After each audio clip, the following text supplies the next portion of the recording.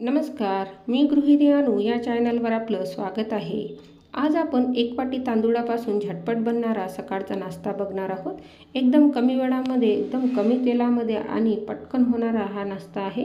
जास्त वेळ न घेता आपण आता व्हिडिओला सुरुवात करूया। नवीन असाल तर नक्कीच या व्हिडिओला लाईक करा आणि चॅनलला सबस्क्राईब करा। एक वाटी तांदूळ घेऊन स्वच्छ धुवून घेऊन त्याला आपल्याला रेस्ट द्यायचा आहे।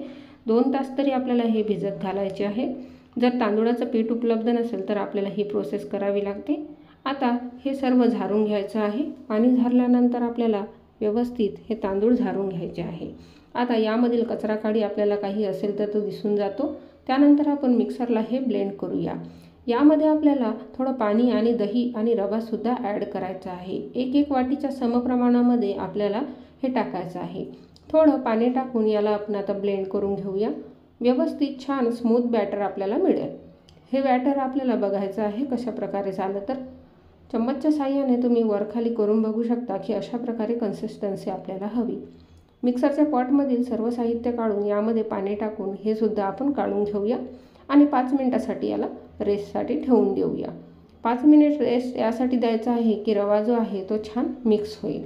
आता हे बघूया बॅटर कशा प्रकारे सेट झालेलं आहे। तर यामध्ये आपल्याला आता काही थोडं साहित्य टाकायचं आहे। तर मी यामध्ये 1 चम्मच मीठ, 1 चम्मच साखर आणि थोडा मिरचीचा ठेचा सुद्धा टाकून घेतलेला आहे। थोडं तेल टाकून याला मिक्स करायचं आहे। हे मिक्स झाल्यानंतर आपल्याला अशा प्रकारे दिसेल। थोडा वेळ झाकून ठेवूया आणि जे ताट आपल्याला हे लावायला घ्यायचं आहे त्याला तेल लावून मी थोडं गरम करून घेतलेलं आहे। यामध्ये इनो टाकून त्यावर थोडं पाणी टाकून ॲक्टिवेट करून घ्यायचं आहे आणि व्यवस्थित अशा प्रकारे ढवळून घ्यायचं आहे। यामध्ये टाकलेलं साहित्य मीठ, साखर, हिरवी मिरचीची पेस्ट आणि तेलच आहे। ज्या ताटाला तेल लावलं होतं त्यावर हे बॅटर टाकून घ्यायचं आहे।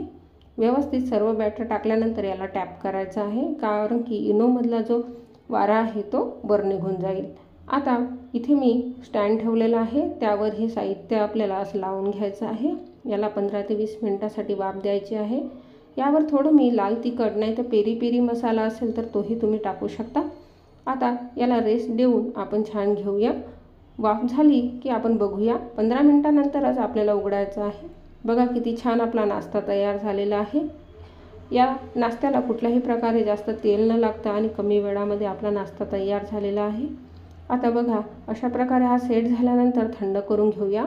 तुम्ही याला तांदूळ ढोकळा सुद्धा म्हणू शकता, कारण की इथे रवा सुद्धा वापरलेला आहे, त्यामुळे याची चव वेगळी भन्नाट येणार आहे।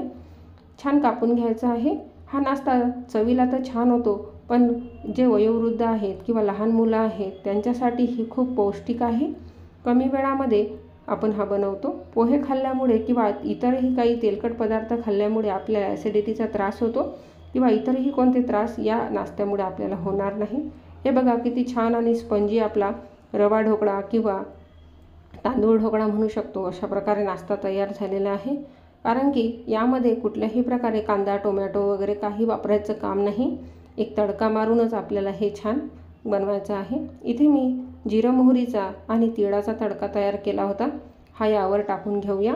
अशा प्रकारे चटणी आणि शेवसोबत तुम्ही हा नाश्ता सर्व करू शकता।